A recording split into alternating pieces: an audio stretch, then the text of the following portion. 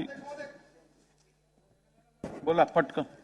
महोदय, आज सभागृहामध्ये आपल्या मार्फत मी विनंती करतोय, 18 ते 40 वयोगटातील तरुण मुलांनी मराठा आंदोलनाच्या संदर्भामध्ये जे काय आंदोलन केले होते, जे रास्ता रोको केले होते, त्यामध्ये हे सगळे शिकणारे विद्यार्थी आहेत आणि त्या विद्यार्थ्यांचं जर हे गुन्हे मागे नाही घेतले तर आयुष्य बर्बाद होऊ शकते.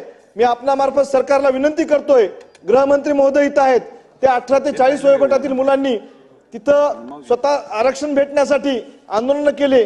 ती मुलं कुठं 12वीला आहेत, ती मुलं कुठं एमपीएससी करतायत, यूपीएससी करतायत. जर त्यांचे गुन्हे मागे नाही घेतले अध्यक्ष महोदय तर त्यांचं आयुष्य बर्बाद होऊ शकते. मी आपल्या मार्फत सरकारला विनंती करतोय की आपण गृहमंत्री महोदय इथं बसलेले आहेत, उपमुख्यमंत्री महोदय आहेत, दादा आहेत, मुख्यमंत्री महोदय आहेत, हे सगळे गुन्हे वापस घेऊन त्या मुलांना त्यांचं राजकीय, त्यांचं जे शैक्षणिक करिअर आहे ते घडविण्यासाठी मदत व्हावी. ठीक आहे, चला.